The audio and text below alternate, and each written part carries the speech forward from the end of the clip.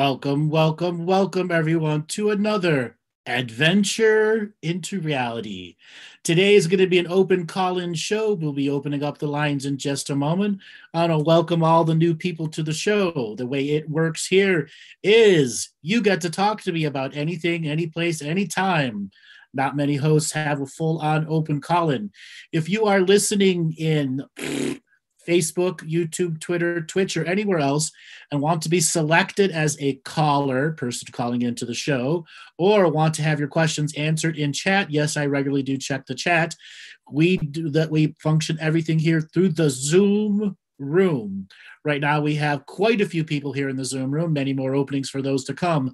So if you are listening in any other space and want to be a part of the live interactive chat, being asking questions and a caller, you can go to zoom.us. The meeting number is 911-001-1974. And for all you new people out there that have come and joined, welcome to your first show. So, Robert, we're going to ask people to go ahead and raise their hands. Click on the participants button, click raise your hand, and then Robert will know when your hand is raised that you want to be selected as a caller. We ask that you be next to your device. You only get 2 chances. Are you there? Going once. Are you there? Going twice. Next. We used to give people 3 chances. We give them 2. So if your hand is raised and you walk off to the bathroom, your chance is lost. We ask you to respectfully make sure your music and your radios are turned down in the background so we don't have an echo.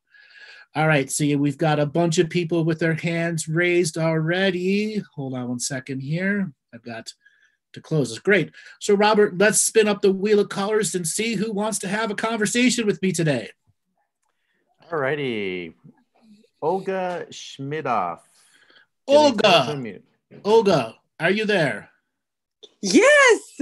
How you doing today? Where are you calling from? Oh my gosh, I couldn't believe it. I'm so happy. I'm Wonderful. so happy. Where are you calling from?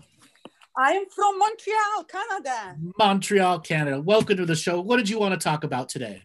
I know it's probably going to be selfish to talk about myself because everybody talk about election and what's happening. But I'm pretty much sure we are on the right timelines, huh, Andrew? We are? Well, right and correct is a perspective and a point of view, to tell you the truth. And for one person to have only one point of view when there's an infinite potential and perspectives that could happen all the way up to the day of and the day after and the days leading from the election. Many things can happen and no one person knows. But tomorrow on Friday's comedy show with Monty Dean, we will be going over a series of the predictions that we've made over the many months. Okay, so I love you guys when like it's fun to watch you though. Not every time I watch it, not every Friday, but so I'm not gonna take more time than that, Andrew. I have only one question, and it's very important for me. Can you tell me, because I know you can, what kind of depends in my past lives? If you can look on Akashic a little bit, I have missed my son that I have now, my son. How old is your son? He is 88, so he turned 32 in September, and kind of old man, but like not like I'm addict, but I have too much close relationship with him. So you want to know about past life relations with him? No, if I want to know, of course. Well, I'm trying to make sure I understand what you want. You wanted to know why you were so close? Yes, I want to know because sometimes I'm coming to the point that it's coming more like a suffering for me. I want to feel more free. And I would like to know if there is past life connection with that. Well, every child, you have some form of past life connection. I think in this scenario, you have created and he has created an enabling journey where it's not so much about the past life, it's about what was created this life. And what is just too much enabling and a little bit of over-mothering and over-educating and him being quite lazy when it comes to the application of who he truly wants to be. And if you keep doing things for him, he doesn't know how to do them himself. And then he's at an age where he's truly got to learn to be a sovereign individual being. It's not that much I'm doing because he is artist. He kind of creative person. He travels a lot. I worry a lot. And what he's doing, actually, I cannot help him because I am absolutely uncreative. You don't need to worry.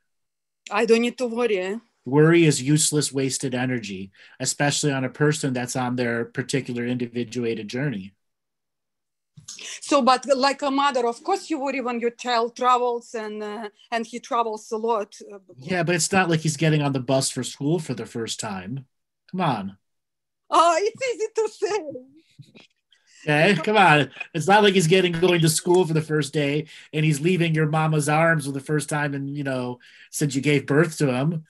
So you have to let go a little bit more and recognize there are some things that you might be overdoing in your own journey with him.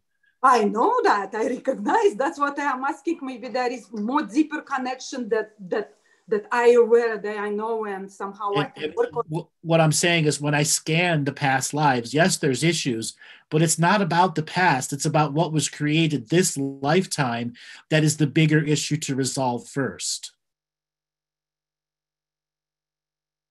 The bigger issue to resolve first. I think she's muted, Robert. Oh, Olga, are you there? Olga. Her mic's open.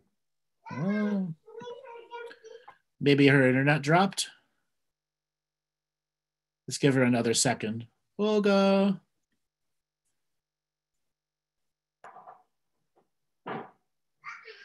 I can hear you. You can hear me. I guess we're yes. good. Yes. Going once. We can come back to her.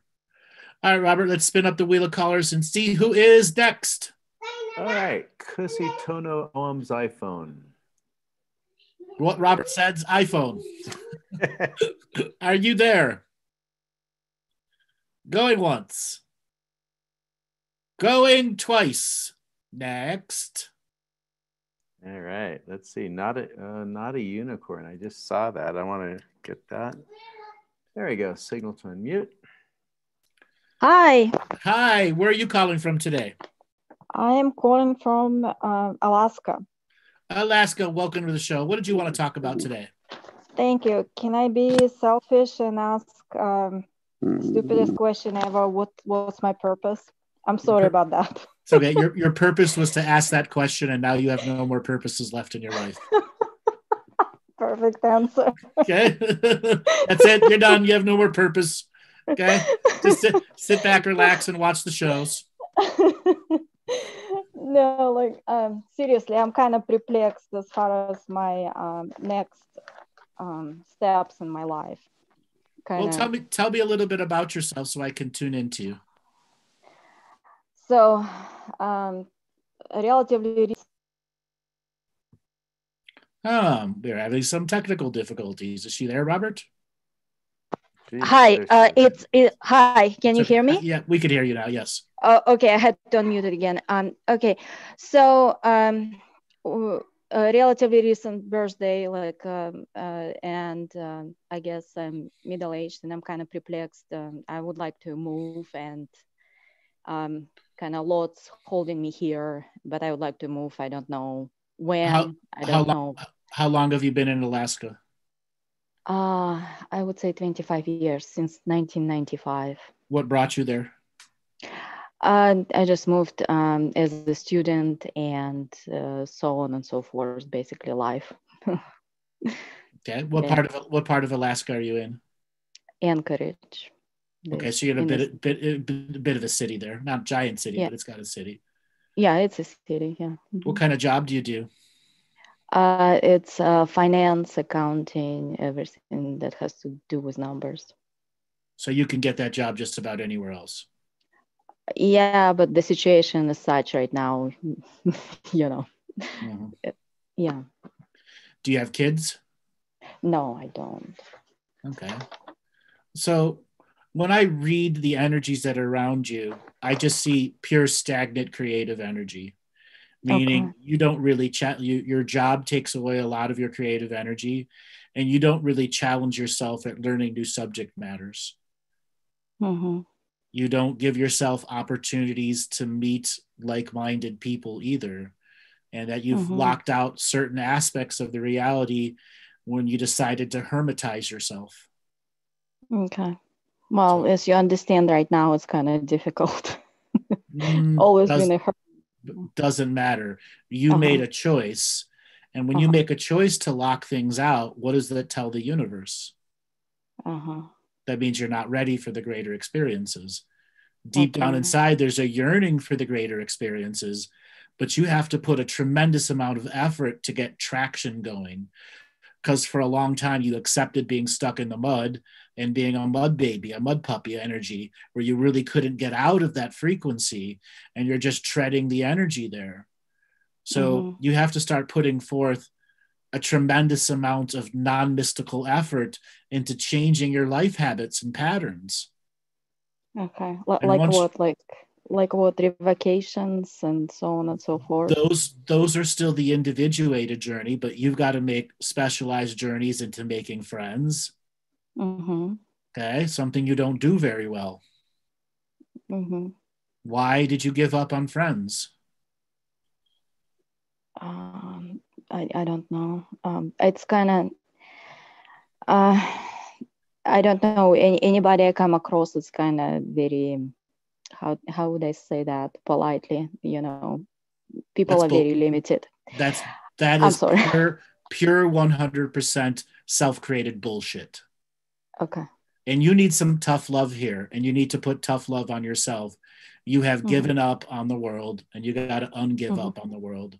And you got to start accepting yourself that there are people, places, and friends to have out there.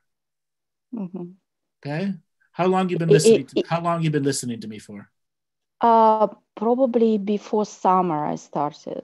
Okay, so you've heard me roast some people, and you've heard me do a bunch of different conversations with people, right? Yes. You're one of those that has no motivation to get yourself out of the position that you're in. And you want to know what your purpose is. Your purpose was to ask that question. Now your next purpose is to find a purpose so that you can start investing effort into. Okay. You've got a job, great. You've got some money, great. Do something with it. And does it, and you're saying where I am at, meaning residing, locating, I can find all of that here. Absolutely. The people and so on and so forth. It is absolutely there, but you have just locked yourself out of even the potential of finding everyone because you've judged everything over many years. Okay? Yeah. Even before you arrived in Alaska, you were already that way. It just made it very easy. Okay? Okay. What do you do for hobbies? I'm kind of looking for one right now. It used to be it's arts and crafts, and I'm kind of trying to rediscover it again. But you can't get it going. Yeah, kind of. Yeah. So but I'm trying. Is it depression or laziness? I don't know. It kind of feels like, oh my God, I've done it already. Oh my God, I've done it. That's depression, meaning you no longer get fulfillment out of the things that gave you joy. Yeah. So therefore, you must find something new that gives you joy so it can start filling your life with life force. Okay. Out of choice. And you got to realize every time you stay home and watch Netflix and don't do anything and just sit there like a bump on a log all night long, you're not advancing yourself. Yes, contract revocations can be a way to help break some of the cycles and some of the energies, but you still have to take a break from being super spiritual. You got to allow yourself the joy of living, and you've pushed that away. But it's also this location. There's kind of no joy. Like going into this cold winter is just, I don't know. It bothers me a lot. Sure, right now. But you could have left 25 years ago. Yeah. Okay. 25 years ago, you didn't like the cold and you didn't like the weather, but you stayed 25 years. Yeah.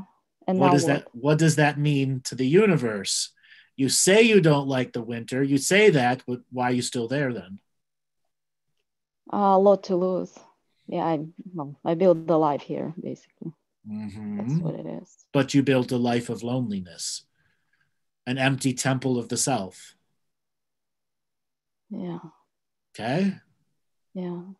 You got to start letting people in. You got to start taking an understanding that humanity is a bit of a risk, but the rewards are wonderful when you let people in. Okay. Do you see any relocation anytime soon? And would you even suggest? I am kind of afraid to move just because of all this nonsense that's going on. Well, you can't live in fear. Yeah. My advice for you is find some hobbies, and by the end of this winter, you can begin looking for a place so you can move by summer next year. But you have to take care of some of these personal social issues. Otherwise, you're going to go somewhere new and have no friends again and have no skills to make new friends. 25 years of being a hermit, guess what? You lost the social skills that helps you maintain friendships. I have they're superficial friends, more or less. Yeah. Right. I have some. But you also don't let anyone become more than a superficial friend. Yeah. Okay. You got to be willing to open up. Got to be willing to open up. Make your winter working on socialization. Make your winter working on new things, new projects and concepts that give you joy and happiness. Do you read books? Yeah, I read. Yeah. How often do you read books? Anytime I can, but I kind of right now again I'm looking for new subject matters, and so I have like 5 or 6 in the Kindle in different stages of unread and read. How long ago was the last time you did a book beginning to end? I don't know. It would be like half a year ago, probably. Okay. Well, make that a change where you start completing a book a month. Okay. Okay. Why? You got to start challenging your mind to give you new things, new concepts. I have mentioned a variety of times on the show, one of the hardest books and the easiest books to read at the same time is called Dancing the Dream by Jamie Sams. And that's to everyone out there that's listening to the show. The book greatly influenced me. I read this book at least 50 times, and every time I read it, I learned something new from it. Okay? Pick up some Carlos Castaneda books. Allow yourself to be inspired by these spiritual texts and books. Okay? Yeah. All right, darling, I got to let you go and move on to the next caller. Thank you for calling in. Okay, thank you. All right, Robert, let's spin up the wheel of callers and see who is next. All right, let's try Olga again. She's back. Olga, are you there? Andrew. Yes, how you doing? Can you believe it? I wish maybe election is gonna happen like that. Something click, and the light came all over the planet. My internet just cut just suddenly, and now I come back. So can I ask the question again? Yes, go ahead. Okay, so it's still about my son. It's not that I'm treating him like a baby. And another thing, I'm spiritually aware, and he's not his artist. And it's that's what it is. Could you accept what I'm saying? Yes, I was thinking. You are treating him like a baby, and you are in deep denial of it. He's the only one, and I have a hard life. I made 2 immigrations: Russia, Israel, Canada. My life is so tough. Yes, it's okay. Life to an immigrant. Stop making excuses for your actions.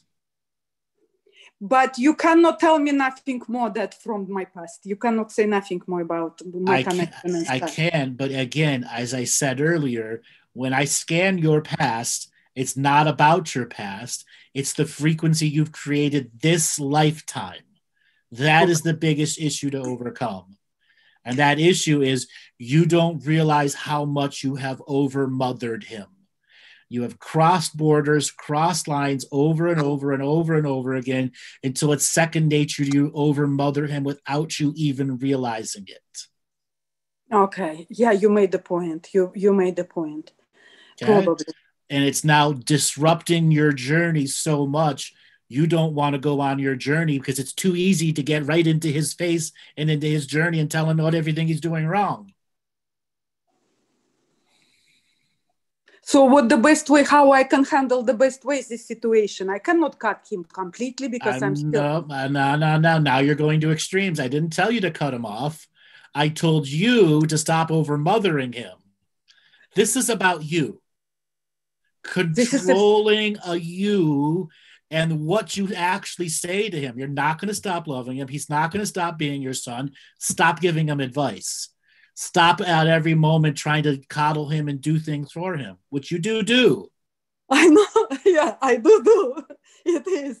So I have to, probably I should more concentrate on my spiritual part now, especially that. It's about you becoming selfish and focusing on yourself, and stop using your son as an excuse to avoid your own spiritual journey. You know how hard to be unselfish? It's not hard. No. You've just been giving so much. You don't know that frequency anymore.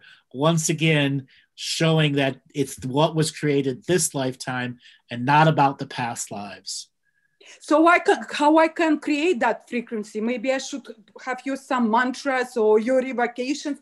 If you do have something, revocations of the mother leave their child, would be nice. Maybe you should create one, Andrew. I love your revocations. This is about you creating it for yourself. I creating for myself, so that you begin to recognize the habitual habit patterns of over-mothering, and then recognizing when you're doing it and stopping it so it doesn't keep going forward.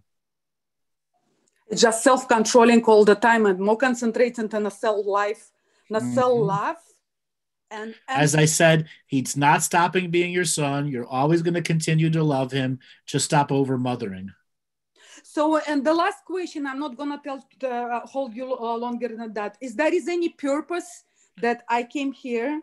Because from very beginning, from the childhood, I was searching for something, and I still don't. That's why I took over my son, because it was something else wasn't available on that time. And still, I don't know, but there is some drive inside me that is still there.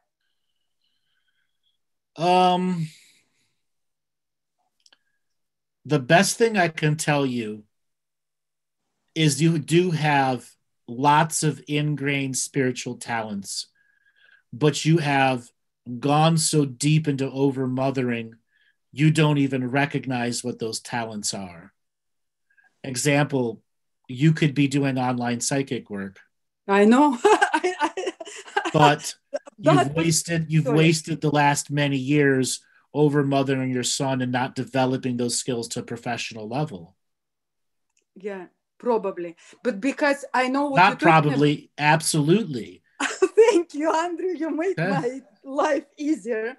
But because I'm immigrant and here in Montreal to do job, I need French and English, and then my English is immigrant English. You understand what that's why I'm suffering a lot. That's English. Your English is just fine. Oh, thank you. Oh, your English is absolutely fine. Okay, your English is fine. So I should work more. I should improve all my skills that I have for a psychic. I just should go deeper with my higher self. Absolutely. And the journey is going to be stop over-mothering. And what you're going to learn is, because you've over-mothered, you have a highly developed psychic skill when you focus on something. And instead of focusing always on your kid, you're going to focus on a client. Yeah. Okay? Yeah, because even my dreams, they became much, much different before, because I work by Carl Jung and now I do different stuff with the dream state. But it's less involved of my son and my family. It's becoming more on galactic level, spaceships. Love it. So once again, let the son go on his journey. You'll still love him like a son, but now it's time to solely focus on you. So can you suggest me something on which direction I should go? Do you pray? More like meditation, but the answer is no, you don't pray. You need you don't pray. You need to develop your own prayer system. The contract revocations are a form of a prayer system, but they're a blueprint and a skeletal system for you to expand on manyfold. I have a 6-week online class that's a journey into prayer and shamanism. You can go and do that. It's called Living the Mystical Life Daily. A lot of the stuff and themes that you've heard in Vinny's shows are expanded greatly in that class. And it'll be a great way of getting you going forward into that journey of discovering how prayer can help you guide, control, create, and contribute to the great work that you want to do. So your great work has even greater impact on those that you love and those that you're helping. Yeah, that's true. Okay. And the next journey, well, as you begin to demotherize yourself, you're going to discover the identity of Olga, who's not 24/7 mom. The original Olga, who has grown up to the age that you are, has given birth, and you will discover a whole new youthful side of you. Yes, okay? Very well said. You got to embrace that journey, and prayer is that route. As you begin to embrace the Olga, who's not all about her son, obsessed, you're going to discover that you have many other psychic talents, healing, hands-on healing too. Yeah, I know that. You can very much heal with your hands. Yes, that's true, Andrea.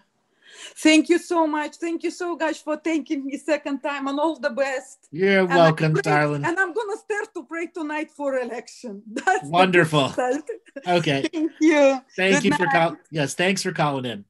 All right, Robert. All right, Robert. Let's spin up the wheel of callers and see who's next. All right. Glad Olga got back. Femme Noir, you are next. Femme Noir, are you there? Yes, I'm here. Can you hear me? Yes. Where are you calling from today? I'm calling from Oakland, California. Oakland, California. Welcome to the show. What did you want to talk about today? Thank you so much for everything you do. The questions that I have are, I'm a cranial sacral therapist with a focus on new to pre-crawling babies. Ooh. And I see many babies all the time. And I know I've heard you talk about that you are also a cranial sacral therapist. I also have Reiki. I also have acupressure. We are seeing lots and lots and lots of babies that have short frenulums. And so it's called tongue tie, and they can't nurse. And I'm trying to figure out why, because I've been doing this work since the 80s, but with babies for the last 9 years. And so, I keep taking classes, I keep learning more and more, but I don't really understand what's going on with this and why it's happening. They're coming in, when they have this, they also have torticollis, which is like a stuck neck or a twisted neck, and also plagiocephaly, which means their heads are misshapen. So I wonder if you can give me some insight on why that's happening and what is the best thing to do when I'm trying to treat them. All right. So the children with plagiocephaly, how old are they when you encounter them? I usually get them in the first several months of their lives because I don't work with anybody past the crawling stage because it's too hard. Okay. So in that particular scenario, there's probably been over manipulation of the skull when they came out of the womb, or pulling out in a scenario, as well as some of their skulls might have been very soft and the pillows that they were placed on were too hard. But more than likely, it's an actual birth trauma related to the ancestral journeys that's trying to make a weak baby in which the mother and father must love it more. And the journey to unraveling that energy is going to be about activating the individual meridians with colors. So that is the type of child that should have not had their umbilical cord cut. It should have stayed on for at least 4 to 5 days, and they should have stayed on the mother's heart. And that would have ended all of that journey, even to the part where they couldn't nurse too. So what you have to do is re-simulate during your cranial sessions with them the completion of the umbilical cord in the position and way that you hold them, so that the umbilical cord can be temporarily reconnected while you're doing your session. or a longer term reconnection where you can teach the mother an energetic journey of reconnecting the umbilical cord as part of a new therapy that you can train them to do through guided meditations. Okay, that sounds pretty amazing. I do work with some mothers that I feel have that energetic ability. Like they may tell me they have Reiki, or they may just be present to that place. And so I usually have them just hold, at the sacrum while I do other work. And in many cases, the babies are just amazing when they're finished. But when you talk about the colors, can you expand on that a little bit? So the umbilical cord is nourishing not just the fluids in blood, but the mother's light, which is finishing the process of being in the womb in the still infinite state to being outside the womb in the forgetful state of finite existence, in which they have to grow, live, love, and learn. And there are many babies who should have been in the womb another month or two, not the standard thing, 9 months, plop, you're done. Where many doctors in the modern world, if you're not born after 9 months and 4 weeks, 9 months, 3 weeks, they force it on you. Right. Okay. Right. And then there are some babies, the first trimester they grow really fast, and the last trimester they grow really slow for whatever reason. And the colors is nurturing the light inside them, where you want to use your mental color wheel so that a new energetic tube is connected to the umbilical cord. Make sure you heal any traumas to the cutting of the umbilical cord. Like when you go to energetically reconnected, you see like a beautiful interweaving energy, and allow the environment of the mother and the child to create this rainbow colored umbilical cord going direct into the intestinal tract. Because the umbilical cord doesn't just go straight into the stomach, it's direct access to the intestinal tract, where 80% of the baby's immune system is and all those growth hormones are. And you can activate the growth hormones through adding color direct through the umbilical cord. Okay. I'm going to go back and listen to this again, because that's a lot to take in. So you're saying that they come in this way mostly because of ancestral karma or something like that. So they choose that to happen because they need more love. And if it's an uneducated mother that doesn't do a natural birth, okay, not all kids want natural birth. There are many kids who don't want a natural birth, but there are many children, if the mother really paid attention early in their pregnancy, they could have consciously changed this. Okay.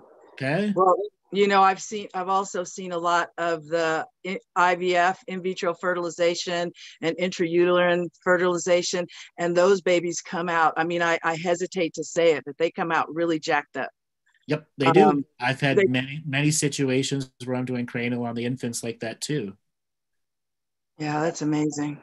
So what I can recommend is you create a guided meditation in your words that allows the mother to listen to your words so that they can reconnect the umbilical cord, and do it 20, 30 minutes a day, 4 or 5 days a week while they're holding their baby.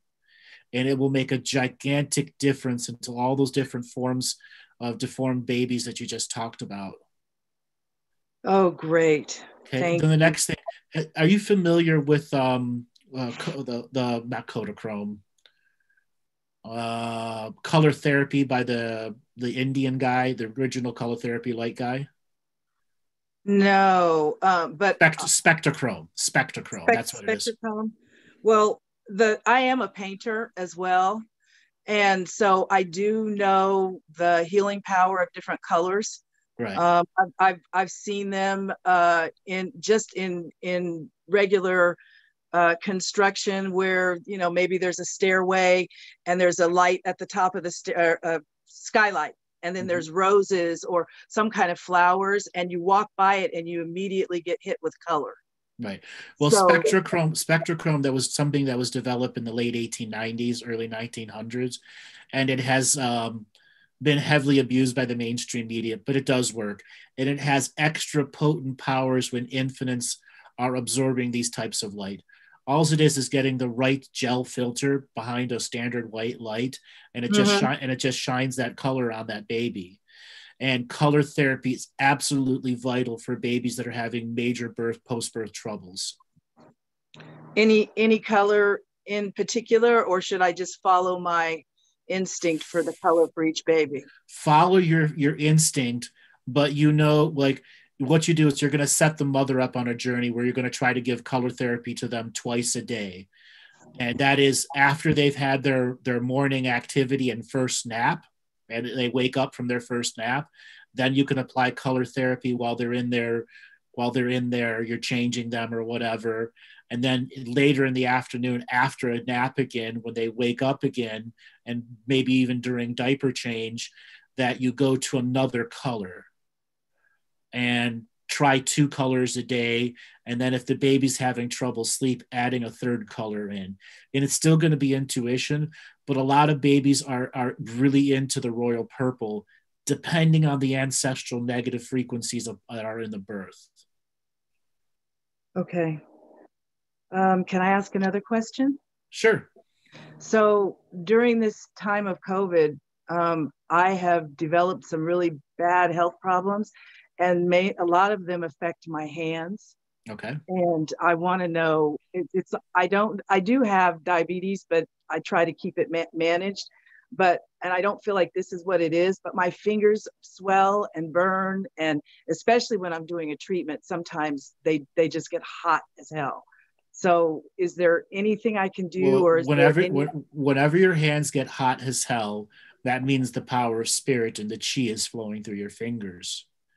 You might have reached a point where you've burnt out many of your meridians from doing too much too fast and not taking time for yourself. How many sessions a month do you do? Well, after COVID, they stopped, but I was doing not that many because I have a full-time job as well where I'm on the computer all the time, but maybe 4 or 5 sessions a week I was doing, mainly from like Friday through Sunday. Mm-hmm. So that to me, that wasn't, but is that that a gave lot? you, no, Yeah. it's not. But that also gave you no time off. That's true. But now since COVID, I didn't do any for months and months, and now it's starting to pick up slowly. Do you have anyone you can trade sessions with? Well, I go to a chiropractor and I get work myself. You're not going to, chiropractor's not going to take care of this. It has to be cranial. Well, that or somebody who's really advanced myofascial. Okay. Do you know anybody that's advanced myofascial, even if you've got to pay for it? No, but I have a big community, so I can probably check.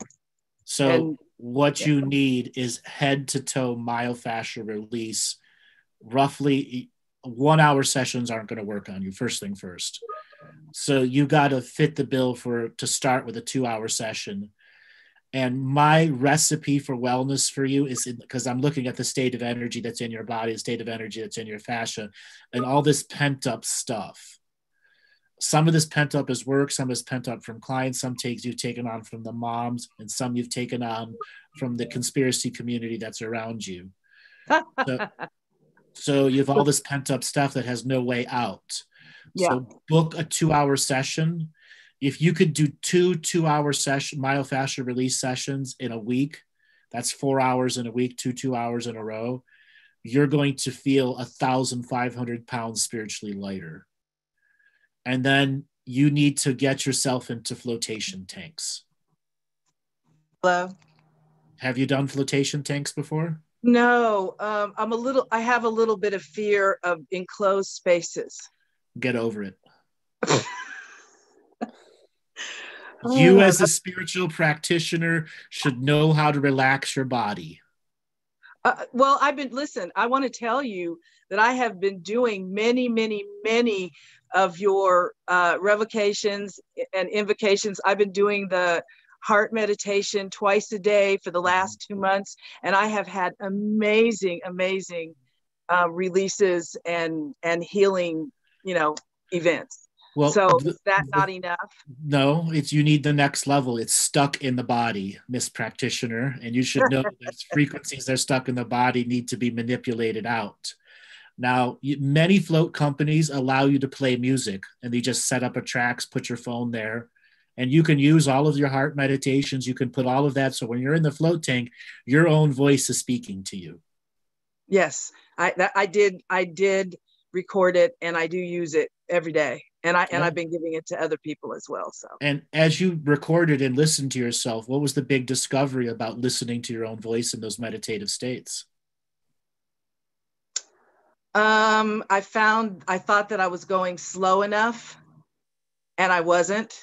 And I also heard sometimes when I was pronouncing some of the sentences that my voice changed. Mm-hmm. It almost got slurry, like I was a drunk, and I'm not. I don't even drink. Mm-hmm. So those were some of the things that I saw. Were you able to feel yourself passing on the essence of the message?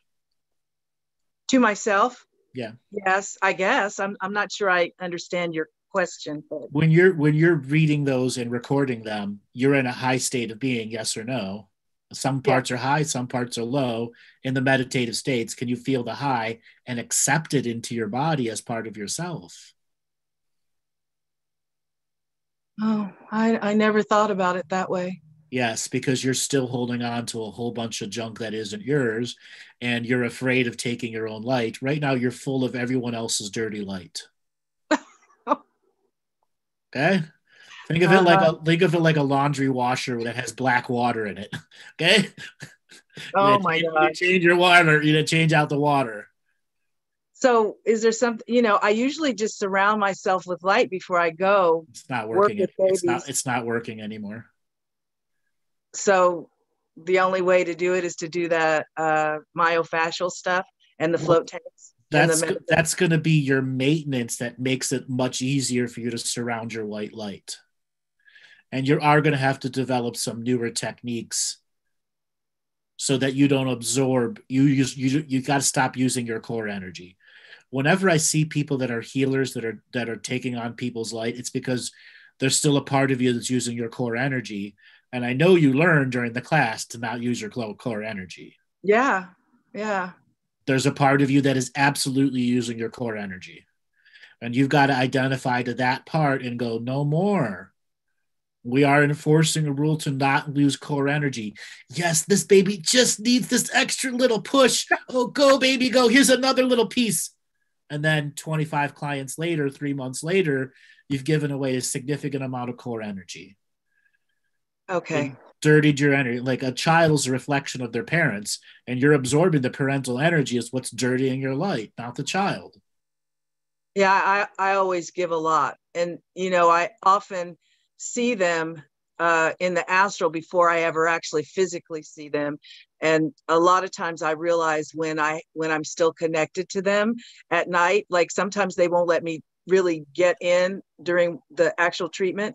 And when I come home and go to rest, I have to actually cut that with them because they're still there. Well, this is because you have so much of everyone else's dirty light in you. And then the kids think that that's the right thing to do. You have to set up your own rules, borders, policies, procedures, and enforce them at the next level. Okay. So really it's about developing the next level for yourself, that you are saying, I'm choosing not to use my core energies, but I'm entering the greater frequency of myself and even a more potent healer when I'm not using my core energies. For I am one with the universe and the galaxy and the great mystery. Okay, I can do that. And I want to thank you. Is there anything else you feel like sharing with me? Yeah, so I want to touch on the float tanks again. You said you're afraid of small places. Why? I felt like I have had a past life where I was an autistic child, and I talked to beings that they couldn't see, and they were afraid of me, and they nailed me in a box and threw me in the water. that's what I've seen. So I have a fear of heights. I have a fear of enclosed spaces. I don't even like things tightly woven around my neck. You need to work on that. You absolutely need to work on that. Don't avoid it anymore. The longer you avoid it, the more open you are to attack. Okay. It's become an actual character flaw because you've avoided it for so long. Do you actually see that happened to me, or was it something else? No, it's something you created out of fear. Out of fear? I mean, yeah, it did not happen. It did not, listen to what I'm saying. It did not happen in a past life. You created it in a fear-based moment and then gave power to it out of myth over many years. Ah, okay. I know that's hard for you to accept. Well, I never saw it. So, I mean, I never felt that way. I thought maybe it also could have come from slavery, no. From past lives and slavery. You are filling in the blanks with your brain and not your heart. Okay. Okay? Yeah. The brain is filling in the blanks. It isn't truth. Okay? Mm-hmm. I know this because I can see the myth energy behind it. How many times you've validated it to be truth? Oh, probably many times. Mm-hmm. Probably you got to begin devalidating and say, I can beat this. I can be in an enclosed space and love myself and turn on my light energy. It's my God-given motherfucking right to. And anything that's telling me I can't, fuck off. Okay? Yes. Shine, get into that float tank and be like the divine central sun glowing. Yeah, I can do that. What about a hyperbaric chamber? Hyperbaric chambers would be very good for you at healing some of the other body traumas that you got going. When's the last time you've had somebody do some real deep tissue massage on you? About 2 years. Yeah, you need to fix that. You've got some spots that are so tight that they're like concrete under your shoulder blades. Yeah, I've been working on that quite a bit. When you have concrete under the shoulder blades, it means you have been avoiding something serious in your life. So what are you avoiding? I don't know. I mean, I have a divorce that's been hanging on forever and a day because of COVID. It's already in process, but it hasn't happened yet. So, I mean, that's a big thing. What else? Well, I eventually want to quit this job and just do, the baby work, but it won't sustain me at this point. So I've been holding on to that until I retire in about 3.5 years. All right. What else are you avoiding? What else? That's all I can think of. Betrayals. Oh, well, yeah. I have plenty of those. But I didn't think I was avoiding them. I just don't. They're in your body like backstabs and bleeding wounds in your aura. Oh my God. Well, when you say that I'm avoiding them, if I try not to give them any energy and let them alone, is that considered avoiding them? Yep, because you're not dealing with the actual trauma that's in the body part that's wounded by the betrayal. You're not allowing somebody come in out of a loving situation and help you pull out that backstab and close the wound so you can go through the final emotional release of the electrical energy that's stuck in the fascia. Well, then that goes all the way back to my mother. Who that's what you're avoiding. That's what you're avoiding, is getting the traumas out of the body. Well, I did do the plant medicine, and that's where I kind of figured it out. And I did it twice to the point where it kind of scared me. I saw a being there that was trying to overtake me, and I grew myself really big, like big as the universe, and until it was so small and I stomped it down. Mhm. But it feels like that it still kind of hangs out sometimes. You've healed 85% of it. The last 15% is what you're avoiding, which is the actual trauma to the body, which is stopping you from having the full capacity of self-healing, self-nurturing, and self-love. Okay. Okay. All right. Talk to you about going with the myofascias. You should be having full-on somatic emotional releases on that table. And if you're not, you've got to prepare yourself to have full somatic emotional releases, because I can tell you, you've avoided these for so long. It's going to be a challenge to get you to have a somatic emotional release. Well, I don't let go very much. I had a lot of people that were spiritualists in my family, and lots of contact since I was a child, and spirits wanting to sleep with me, spirits wanting to contact me all the time. So I just I cut off any scenario. That's a trauma. That's a Yeah. trauma, because there's lots of positive spiritual guides you've cut off. Okay. Well, would ETs do that? Hold on. Let me ask you this question.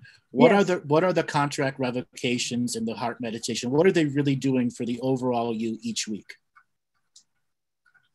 They've been allowing me to release trauma in my body. That's the biggest thing that I see. Do you find yourself emotional or crying during any of the revocations? The very first one that I did was listening to the Arcturians Part 4, where you were talking to somebody about how to release the stenosis in his neck and spine. And I was doing that with him and you at 3:00 in the morning, and I started bawling. But that's the only time. Okay. That means you are so, for lack of better words, pent up and stuck and stubborn that you're not going to have an emotional release, that it's become traumatizing to you. You need emotional somatic release, and you need to tell yourself it's okay to be emotional. Okay. And you need to start giving yourself the comfort zone to be emotional with the spiritual work. Okay. Okay. I will do that. One last thing I'm going to touch on. Okay. Your posture is horrible because of the traumas in the body, which are creating some very negative posture patterns in you, which are limiting your capacity to become an even stronger healer. Okay. And when you start getting the deep tissue, start getting the myofascial release, you'll realize how compressed you are. You might even be an inch taller by the end of it. That's amazing. And I'm serious, an inch taller. That's how compressed you are right now. Okay. I feel that. Okay. And I thank you from the bottom of my heart. And I don't have anything else to say, so I don't want to take up any more of your time. Thank you. Get out there and do a float. Get out there and get that deep tissue and create the environment so you can begin to let these emotional energies out of you. Yes, I will. Okay. Yes, I will. You've seen dozens of babies under your hands have it. Now it's time for you to have that same somatic emotional release. Thank you very much. Darling. Thanks for calling in. Okay. Yeah, I will. Bye-bye. All right, Robert, let's spin up the wheel of callers and see who is next. Alrighty, Irna Eismont, getting sail to mute. Irna, are you there? Irna, going once. Going twice. And let's move on to the next one. All right, Claire's. Claire's, are you there? Hi, Andrew. Yes, I am. How you doing? Hi. Great. Where are you calling from today? I'm from Florida. Nice, hot Florida. Hot Florida. What did you want to talk about today? Oh, gosh, I love the show. I love all these shows. Everything speaks to me from every caller. I've been following you and Martina too for a while. Wonderful. I have many questions from that. But, I was listening to the other caller about her son. And, maybe I think I want to ask you about my daughter who... Okay. She's 24. Her name is Madison. And there was a show too the other day. You were talking about people that cut and stuff like that. She was a cutter. She's been on a lot of medications, which I'm not crazy about, but she totally believes in the meds, and it is helping her at this point. But yeah, she's been she was difficult. I had a difficult time raising her, and I just want to kind of know, is there anything I can do to help her? Should I just step out of the way, maybe? Is she living? Is she living with you? No, she's in Gainesville, Florida. She's been there for, about 5 years. She's going to school. She got a job. She works for the University of Florida. She's doing very well. Mm-hmm. Goes in and out of really bad. I think everything started with anxiety. She had really bad anxiety for years. No, it's entities. That is what I thought. Okay. It's not anxiety. It's entities. First thing to understand, anybody that's going to be on a long-term med scenario, mm-hmm. diet is vital for them. Did she have food issues? Food just maybe sensitivity to glutens, things like that, some allergies, but no, nothing severe. Not that I can remember. So she's far away, and there's not much you can do other than to encourage her to go on a diet that's antidepressant based. Okay. Now you're going to where do I learn that from? I have a lot of dietary schooling references in the repertoire of learning. Mm-hmm. And there are certain dietary classes that you can learn where you can make specific foods that help battle depression and end the depression at a chemical level. Okay. But because she's already medded up, yeah, the diet doesn't become as important as identifying in the moment where psychosis can take over. And have you ever heard of bioneural feedback? Oh yes, we've spoken about it.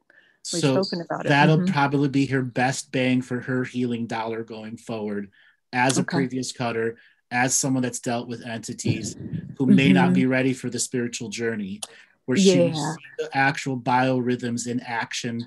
And in between sessions, if she has something weird go on, it'll immediately show up in the next session.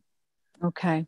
And maybe encourage her to get her own machine and go and take the class. It's like a 6 week or a 6 month. I can't remember. I think it's a 6 month class to actually do it and have a machine for herself.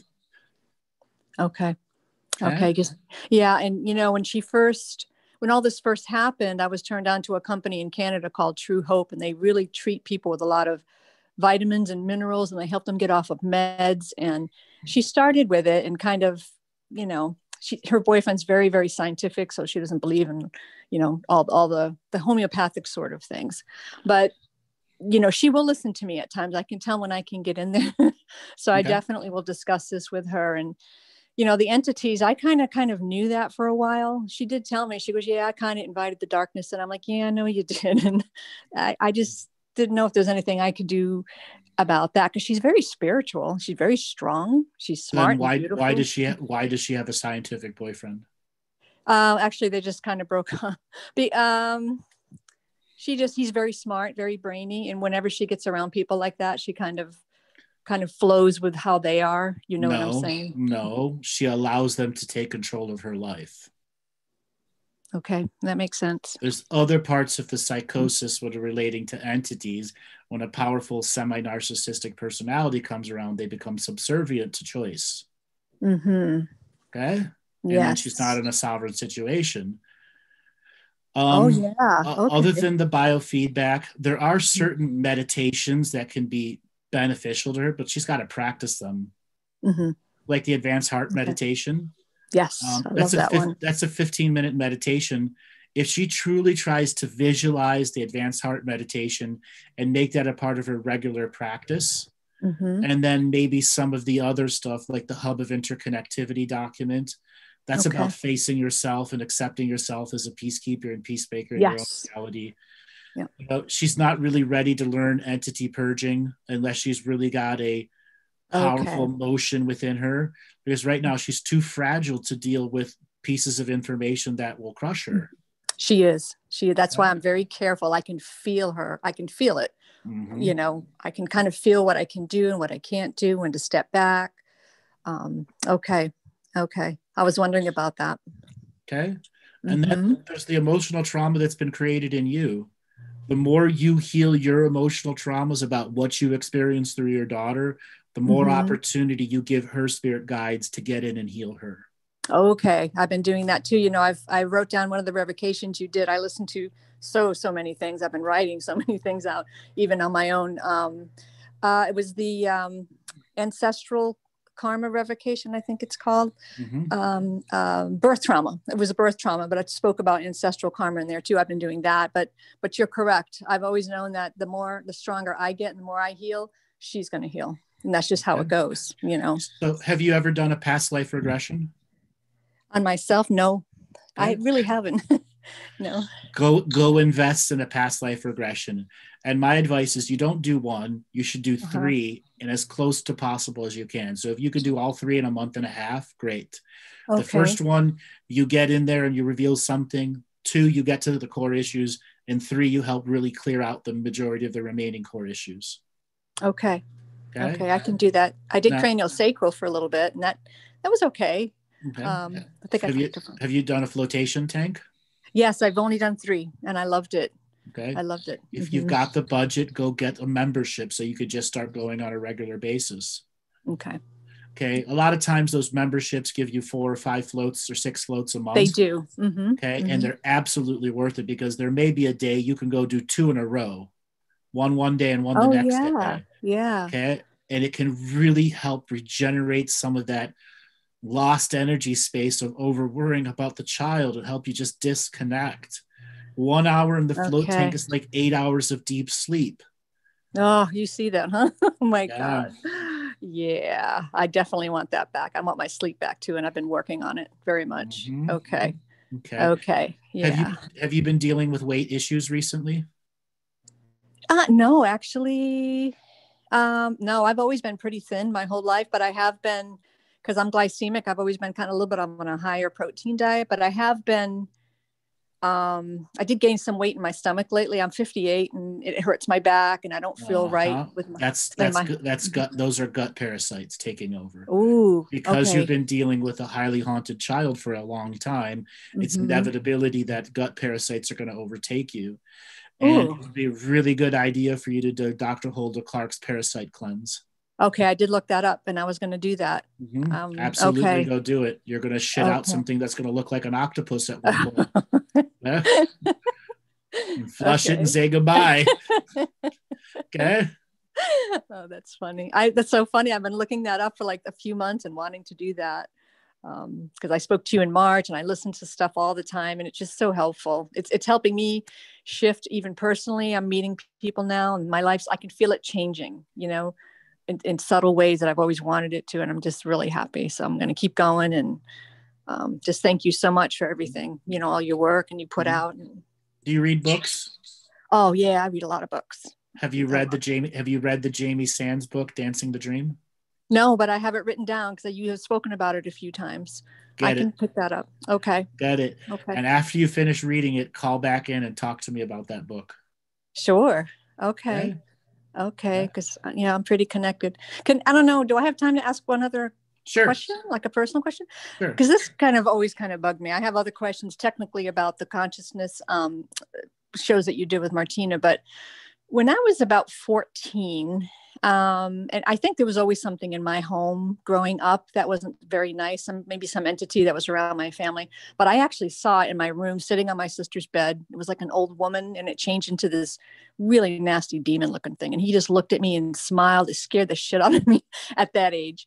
So entities and ghosts always kind of scared me, but then I've had a lot of lucid dreams the last 10 years and I kind of stood in my dreams and was yelling at things to get out of my space. And was there, I don't know what that was, or if there's anything left over from that I should deal with, or I don't know. I've always wondered, you know. The answer is yes, there's lots of leftover and it's called fear. From the initial moment it put energy into you and harvested you, you've been in fear of a lot of the unseen spirit world. Okay. That stinks too, because I have a lot of stuff I want to do. Okay. Okay, so you got to work on the word FEAR, false evidence appearing real. Okay. and begin to deconstruct the nature of fear. Okay? What I would recommend you do is to make a fear journal, a journal of all the things you're afraid of. And then once you've gotten them all written down, make the counter argument to fear of releasing that energy, that it isn't real. Whatever happened in the past isn't happening to me in the now. Okay? Uh-huh. And actually write it out so the fears are countered. This is called flipping the frequency as a conscious being of choice. Yes, like like what you do with the parasympathetic and That's right. You're even being emotional just hearing it. I'm very much, yep. Okay, because you know how deep your seated fears are now.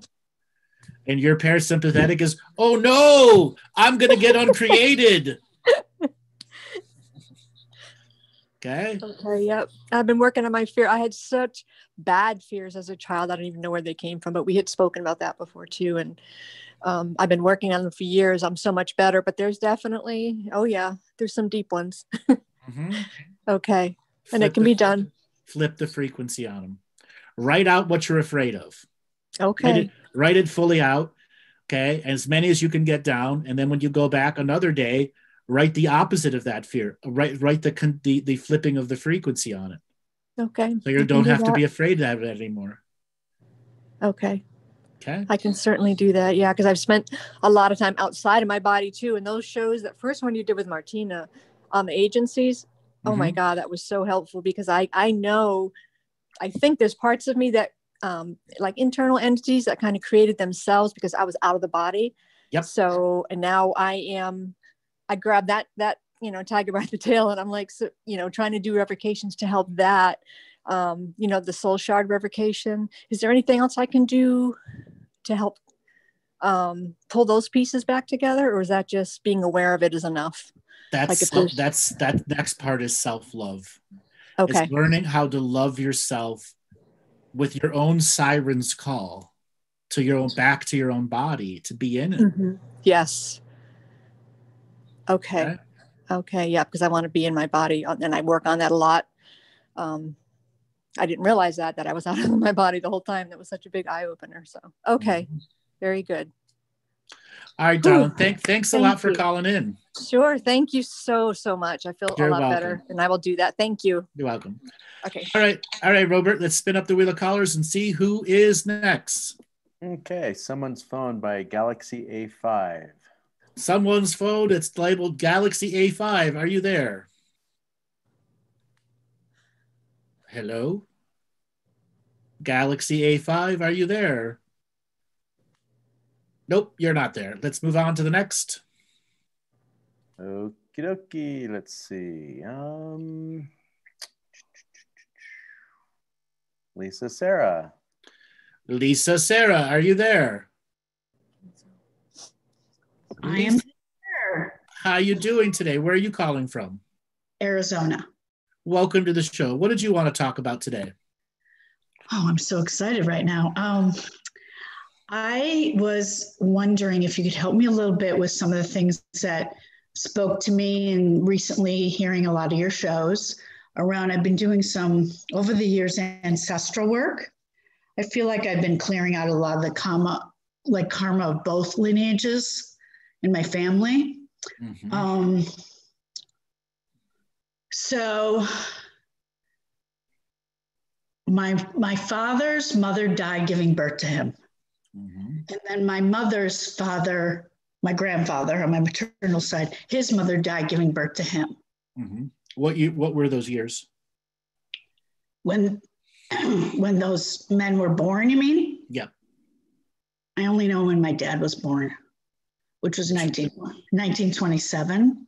Okay, so they probably were roughly in the same era, so in the early 1900s.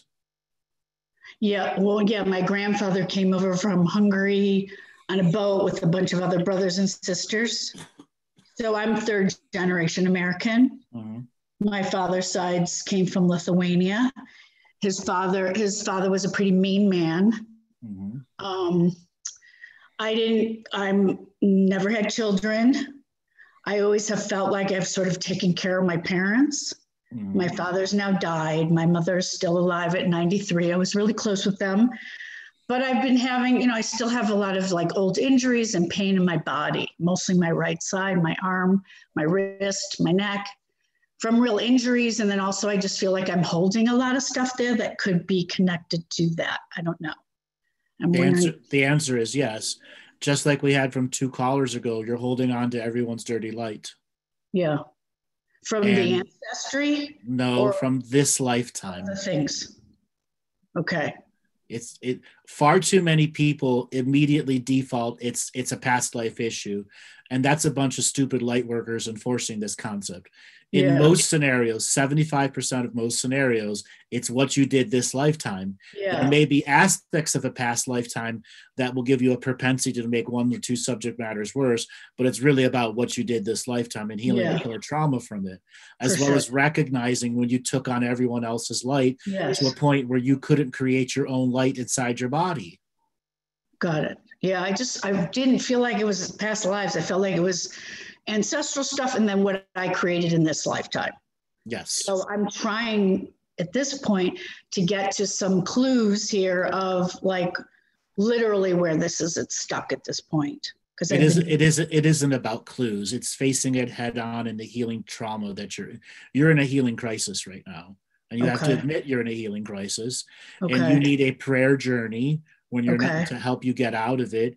You need hands-on body work to undo the stagnant energies and traumas.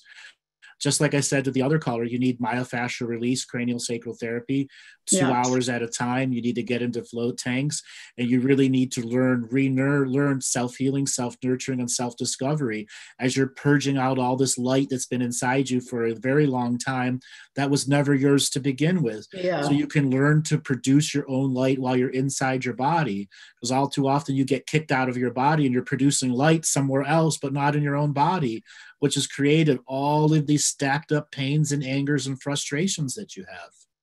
Yeah. And I've done a lot of light work for others. Right. Yeah. So it's been like, I feel like I've worked really hard on myself, and I really resonate with all those modalities, some of which I've done. I love the hyperbaric chamber, but I feel like I want to feel like I'm a little further along, I think, than you're saying. You're not. I would tell you if you are, you're not. You have some really deep-seated issues that you have consciously and unconsciously avoided because your body is in pain, and you have been consciously living with pain a long time. Okay.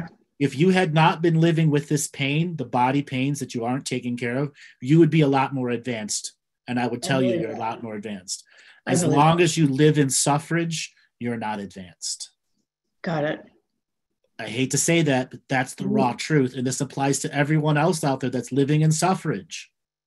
I absolutely feel that way. I wanted the clue out of the body pain, which I'm identifying as, keeping me from, like you said, shining. Okay. Right. Then take a direct, focused action against the body pain and learn how to not live in pain. Yeah. Okay. Yeah. So besides actually getting the work done, which is someone working on my body, and of course, I think it's important to get the right people or person. First thing first, you're going to be too picky because you have defensive mechanisms that are going to keep you avoiding getting the work done. Just as long as it's someone advanced in the things, starting with deep tissue, moving into myofascial release, all the time doing as many float tanks as you can, while you're learning a prayer system that is designed to help you continuously purge the dirty light and have your soul in your body and produce light inside your body. Do you have a copy of the Advanced Heart Meditation? Yes, I do. I haven't recorded myself yet, though. You need to record yourself in your own voice, and you need to speak with the true lover's voice, so that when you're in the meditative state, you can hear your own self-love being transmitted to you. And then you got to be willing to accept it, because the journey of accepting suffrage and pain is denying love. And what does that tell the universe when you're denying love? Yeah, it's profound. It means I'm not ready for the next level. Yeah, well, yeah. I can tell you're ready for the next level if you get out of pain and Yes. you do some of the things we talked. You will advance rapidly and It suddenly feels- realize, it feels- oh my yeah, it feels God, like why that. did I wait so long? I know it feels like that. And I feel like I want to do all those things right away. And I had a huge budget to do it. That's all I would be doing. I've been piecemealing it more because of money, to be honest. It's expensive. I just found a great myofacial worker. It's $150 a pop. It's this, it's just pop, pop, pop. So that's been. Listen, if you are serious about healing, you'll save the money and cut it somewhere else. Yeah. Okay? Yeah. You'll save it and cut it somewhere else. And then realizing how the prayer journey will supplement you in between sessions. Okay. Okay. And then learning how to truly live and not live in pain. Yeah. Is cannabis legal where you're at? Arizona now, but I could, get the medical card or something. Get the medical card. Use it. Do you use pain medication? Not anymore. I got off of it, actually. Okay. How long have you been off of pain medication for? A year. Okay. So are you living in pain? Yeah. Why? Yeah, I do. Why? I mean, my wrist is stuck. It doesn't work because I fell and had a car accident. I still have the same freaking neck stuff from a couple whiplash car accidents, junk like that. But I do know it's not just because of the accidents. I do know. Yeah. Why are you choosing to live in pain? I have got the big old excuse of not having the money to do all the work I want to do on it with help. Listen, that's absolute bullshit. Okay. And you have to realize that you've created an excuse to live in pain. Okay. Okay. You can take ibuprofen. You can take a variety of other things to get you out of pain. Right. Okay. No, you're saying it straight. I appreciate that. Okay. Get the cannabis. Okay. I would advise cannabis suppositories for anyone that's in any form of chronic pain and wants to get off the meds. Cannabis suppositories bypasses the liver, immediately goes to the bloodstream, and will be the greatest pain relief you have. And you're not going to get stupid high from it. To be honest, I'm not like walking around in pain. Yes, you are. Yes, you are. All right. Yes, you are. Okay. All right. Well, I meant like extreme physical pain where I can't get around, but you have become so numb to your own pain, you don't even realize how much pain you're in. I'd say it's gone inward to like feeling low. No, you're so far. Listen to me. Okay. You're so far into your denial, you don't realize your pain. Because the lack of money has made it easy for you to suppress it. So what's that about? Just you not loving yourself, not loving yourself, not seeking alternatives to the pain relief. I never have enough money, no. And forever the excuse that I don't have the means to heal it. Ibuprofen is cheap. Okay? Yeah. Anti-inflammatories are cheap. Absolutely. I agree with you. Okay? Epsom salt baths are cheap. Flotation tanks are cheap. Yeah, some of that I do. Okay? You got to do it every day. An Epsom salt bath every day. Okay. That's $2-3 an Epsom salt a week. You can't afford that? No, I got it. Okay? But you don't give yourself that. You come home, you do your things, you stay in pain, you go to sleep in pain, you wake up in pain, and you continue the day after day after day in pain. Yeah, and avoiding some life. Yeah. Thus, if you start focusing that I don't want to be in pain, and I'm going to start applying the techniques that I can do in the moments, like Epsom salt baths, advanced heart meditation, ibuprofen, cannabis, so on and so forth. Yeah. Okay? Yeah. Yes. Well, thanks for hitting me hard with it. Okay. Thanks a lot for calling in, darling. Thank you, Andrew. You're welcome. All right, Robert, let's spin up the wheel of callers and see who is next. Okay, next person will be Kim Huston. Kim, are you there? Yes, I am. Hi, where are you calling from today? Hi, I'm calling from New Jersey. New Jersey. Welcome to the show. Thank you. What did you want to talk about today? I'm so glad I don't talk like that. But so I found you during lockdown through Laura Eisenhower. Mm-hmm. And I have to say, I've learned so much, and I've opened my eyes. My eyes are open so much to what I don't know, that I'm so just so curious. And I've been on this spiritual path of curiosity, because I think I am that curious person, you know, on YouTube that you talk about that doesn't know how to learn. Either that or it's ADD or a combination of it. I don't know. But awareness is half the battle, I guess. So, yeah, it's amazing to me that I understand part of what you teach, and then other parts I don't, but I don't understand why I understand some of it. So I guess I must know it at some deeper level. But questions. So I have tons of questions. But most recently, my daughter has nightmares. She's 27 and she hasn't had any in a while. And she called me the other day and she said, Mom, I had this sleep paralysis again. And she said it was some type of being. And right before she woke up, it went into her throat. And of course that scared me. But so I said, well, if I ever get onto Andrew's show, I'm going to ask him about that. So I'm asking you about that. And that all happened to me one time mm-hmm. as well, when I was a teenager and I had gone at the beach to get a card, like a palm reader or something like that, just on the boardwalk. And when I went to bed that night, the same thing happened to me and it was fairly frightening. Mm-hmm. So where is she living at now? She's in North Jersey. I'm in sort of central South. Okay. So usually when you're in sleep paralysis, something goes through the throat. It means the entity has already been in you for a while and it's harvesting your capacity to say no. So it's something that's been around a while. You can get rid of it. And that journey is a clearly focused spiritual agenda of cleansing the house that she lives in.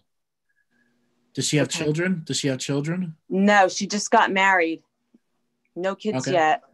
Have you heard me talk about the four corners of the bedroom and the four corners of the bed? And that's exactly what I told her. Yeah, that's important. Get the right forms of crystals that are in the room. And then she's got to learn that positive contribution prayer journey so that it really enforces her bedroom and the bathroom that she sleeps in. What kind of job does she do? She's a medical social worker. Okay, that's where the entities are coming from. She's always had this, though, the bad dreams and the paralysis. She's had it for years. Right, because there's regular entities coming in her frequency because she doesn't know how to close the back doors and loopholes into her reality because she's not taking conscious sovereign control of herself. She could be a super psychic like what I do if she just got out of her own unbelief way. Okay, when people are targeted like that, it's because you've got unique skills that they're harvesting. Huh, yeah. Okay? Yeah. Okay. Listen, every time she sees a kid in child abuse or a woman that's been a spousal abuse or car accidents and severe pain, there's an entity there. Okay? There's an entity there. Just waiting in the emergency room, there's entities there. And she has a propensity to allow them in because she hasn't done some of the greater awareness-based healings, which is educating herself. Yeah, she doesn't get too big into this stuff, so. Therefore, it will be her journey to get into it if she wants to learn to control it and stop it from happening. Mm-hmm. Okay. All righty. Okay. So for me, you know, I'm a Reiki healer and I do IET and I've dabbled in tarot and I've been doing hair for 38 years, but I love, love, love the healing. And I've for a long time felt blocked in some way. And I kind of thought it was me, like I know I have some fear and then I hear some of your shows and there could be a lot of other reasons why this is happening. So I kind of, the last couple times I had healings, I was told that they were, you know, I was cursed, or they were removing something dark from my art field or whatever. And I just want, you know, I've been doing the revocations. I kind of listen to them on the way home from work, but at night I come up in my little space and I take like at least 40 minutes almost every day. And I do some yoga, and then I do the heart meditation. How are those actually helping you? The revocations? Yeah. Well, they're bringing understanding, and I only have the 4 that I think are on your website. Plus whatever ones I pick up on different shows, I try to grab them if they. So you can go. Are you on Facebook? Yeah. Go to the Friends who like Andrew Bartzis Facebook page, and they've got about 60 documents set up there in their little things for all the stuff for you to get on. Stuff people have transcribed over many hundreds of shows. All right. Okay. Yeah. Yeah. So anything particular? I was thinking about doing the There's actually 7 on the front of my webpage. Is there 7? Okay. There's 7, yeah. There's the revocation for media, banking, government, divine masculine, divine feminine, consciousness, strike, and hub of interconnectivity. Yes. Okay. And the other one, which is I forgot what it was. Anyways, they're there. Okay. I do have those, as a matter of fact. Yeah. Okay. So, yeah. What do they end up doing for you beyond the learning education factor of them and awareness? I'm not sure, but what I think is I need to not do them when I'm driving, when I can focus more, like you say. No driving and divining. Okay. But the heart meditation is fantastic. I just feel more and more connected in my body, because I think I was one of those people who just weren't in their body. Yep. Is it hard for you to carve time out for yourself? Yeah. Yeah. I'm a time waster. Then that will be the best way when you want to do your revocations. Obviously, it makes it easy to do it in the car, but they're obviously going to be more effective when you're not driving. Mm-hmm. And this is not to say to not do it. There's some people that's the only time they get in the day, literally because their day's packed. But you're a time waster, and you just admitted it. Yes. Okay. I can be. Not always, but I can be. Okay. You gotta choose to carve out that time and make that time mean something to you. Yeah. And I've been doing that, like I said, almost every night. But that's, you know, and then I do the revocations in the morning. But yeah. So when I had that sleep paralysis all them years ago. Entities.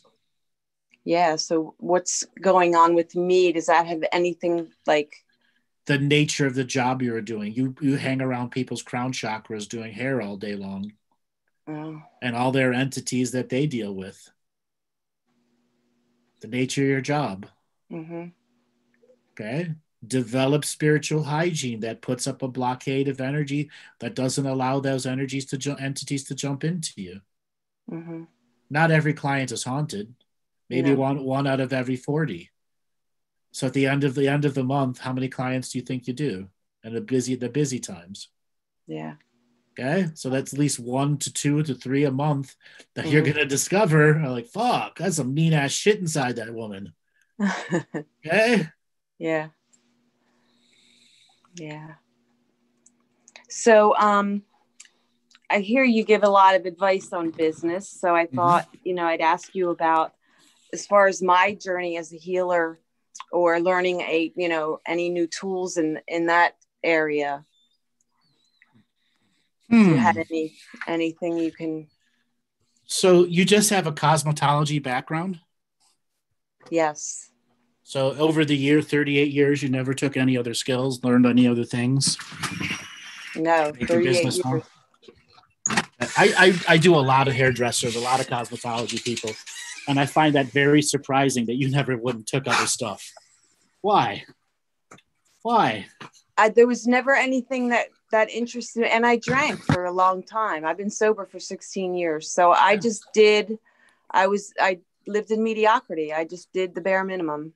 Okay. Go out and get educated. Anything right now. Anything. Get as many, every once a month, go learn a new class. Make up for all those lost years. In healing, though. Yes. Yeah. Reiki, quantum healing, quantum touch, biofascial release, craniosacral therapy, Bowen method, on and on and on and on. There's so many hands-on healing techniques to go and learn. And then when you're ready to get out of here, get out of here. Yeah. Just make sure you bring your clients with you. Yeah. Okay. Have you done a flotation tank? The salt tanks? Yeah. I did it once. Why just once? Well, because I found it in Virginia when I was on vacation. So, you know, I don't know. I had never looked for... It's mediocrity. Once again, you're accepting mediocrity. Well, I didn't look for one around here. Why? Yeah. I don't know. Mediocrity. You accepted mediocrity. Yeah, I kind of only like do special things like that when I'm on vacation treating myself. I have been doing a lot of body work since listening to you. I've upped it a little, like beyond just my monthly massage. I've upped my energy healing to maybe every 3 weeks, every 4 weeks. Then I finally went and got colonics. Okay. What did the colonics do for you? I'm not sure. I only went twice. Okay. What was the experience? What was the experience like? Cleansing. Yeah. Okay. One colonics like 30 morning poops. So you did 2. You 60 morning poops ahead of yourself. Yeah. Okay? Yeah. Most people who eat semi-okay need about a minimum of 7 colonics to clear the shit out. Yeah. So you still got 5 more to go to clear yourself out. Okay. Yeah, I'll be going. So let me give you this piece of advice. Yes. For you right now, in the state that you're in, hands-on deep tissue body work and flotation tanks will be your biggest bang for your healing dollar going forward. Okay? Until you've reached a point where you're making your own contract revocations, writing your own versions of them, expanding and learning some of the other ones that are more complicated, like the union and communion consciousness strike. Yeah. Okay? Until such a time that you're ready to walk out of mediocrity permanently and accept your uniqueness. Okay. And that you're absolutely worthy of learning all of these things and practicing them on others. Yeah, sometimes I don't feel like I'm getting that connection, that you know, and I don't get that type of feedback from my clients after I do a healing. They're thrilled, they're amazed, but for me, I'm like, I almost feel like I'm a faker. You're not, but that's again living in mediocrity. You don't get to you can't look for justification and validation all the time. Yeah, I'm learning that. I'm learning a lot. Took me a long time. Okay. Yeah. Do you read books? I do. Okay. What's the last book you read? I just finished reading The Bookwoman from Troublesome Creek, but I'm also reading Jamie Sam's Dancing the Dream. I just got that. I read too many. How far into that book are you? I just started it. Okay. Yeah. When you finish the book, call in and talk to me about that book. Okay. I definitely will. There's a lot of lessons in there for you. Good. Okay. I just want to learn and grow, and I just want to go and, you know, I really would like to walk away from the hair at some point. And, you know, I took over a salon a year ago and then COVID hit, and it's just me and one full-time employee. And I would love to grow that and then move it into a spot where I could really do the healing, you know, and have like a spa and the hair both. So. Do you have any extra money saved up? I do. Open a flotation center. Go do as many floats as you can. Go talk to the float owners. You will make more money on 2 float tanks than you do with your 2 hairdressers. With you and a hairdresser. Really? And work less hours. Okay? Floating is a culture sweeping the communities across the world.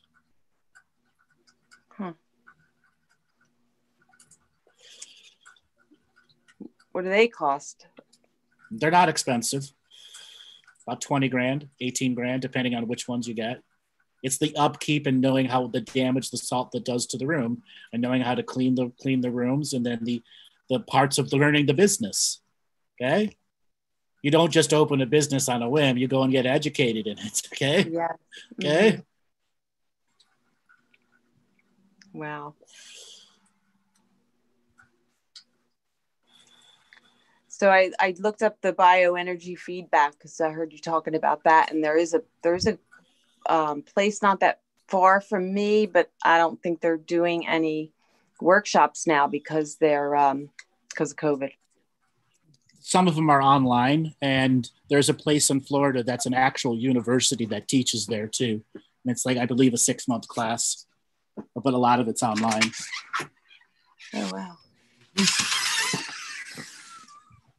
So is that a good fit for me? It can be. Yeah.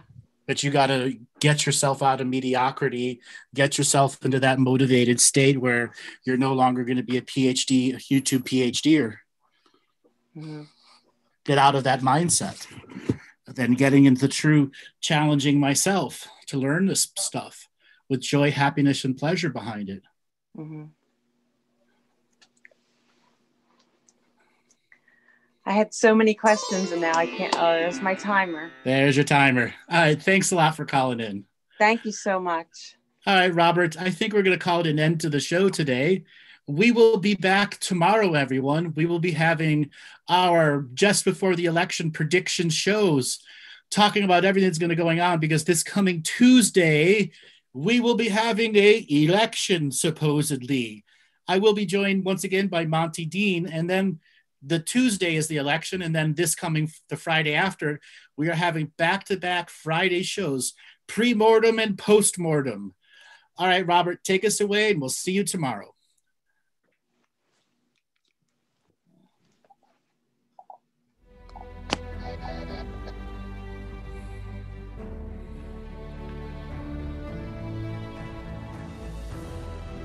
Each different bubble of reality is true. A galactic historian is a person that looks at all the lines of dramatic karma. Nudge, nudge, it's the Holy Grail. Improvise. Mysterious. It's counter psychic intelligence. Why is DNA farming of this star cluster so important? Because we do manifest our reality. We do create our reality.